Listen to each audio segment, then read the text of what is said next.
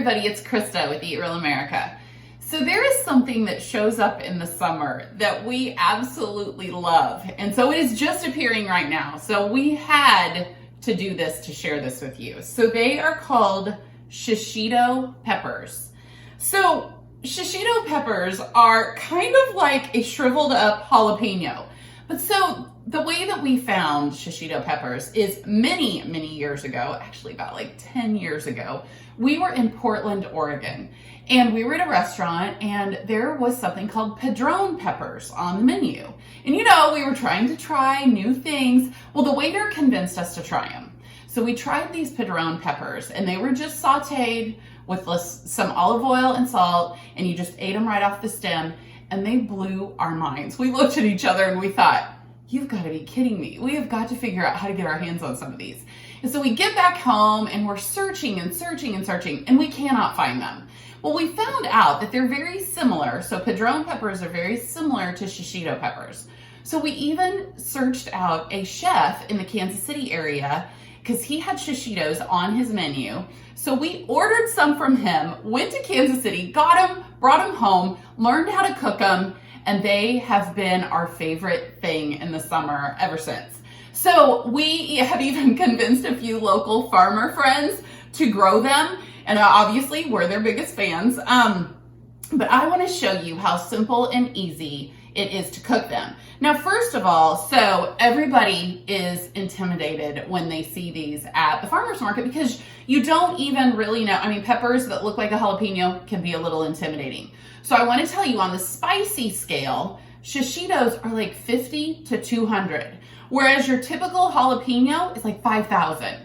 So if that gives you a little bit of frame of reference. And Padrons are more like, 500 to 2,500. So Shishitos are definitely less heat than a Padron and definitely less than a jalapeno. So when you go to buy them, you want them to be kind of shiny and firm, and they look like a little shriveled up jalapeno. Now, when you see some that are red, they actually start to turn a little red when they ripen, but most of the time when we've bought them, they are always bright green, just like this. And, you know, we have even tried freezing them, but in our personal preference, they just aren't quite the same. When you freeze them and then thaw them out and try to cook them like that, they're just not quite the same. So I want to show you, this is what we're going to do. So we're going to take, because our favorite thing to do is just saute them.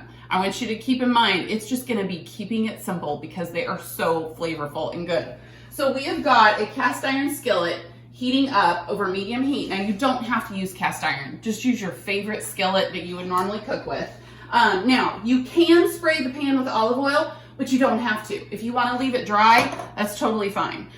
So all I have done is rinse off the Shishitos, stem still on, and we are going to dump them in the skillet. And all we are going to do is let these saute, and we're going to stir them occasionally. It's going to take about 8 to 10 minutes, but what we are looking for is we are looking for them to brown and blister, and they're going to kind of caramelize, and it's going to take about 8 to 10 minutes, and you're just going to stir them occasionally so they heat evenly, and I will tell you, they've got this great sweet smoky flavor, and they go perfect with so many things. So we'll be back. Okay, so it's been about 10 minutes and they are blistered and browned. Okay, so now if you did not add olive oil before you started browning them, I want you to drizzle a little olive oil on them now. And so we're gonna use the olive oil sprayer. Just lightly coat them. And then, this is the best part, adding a little bit of salt. And then, obviously, you need to wait until they're cool enough to eat them. But the great thing is they're not only amazing to taste, but they are good for you. They are loaded in vitamin C and vitamin A and antioxidants.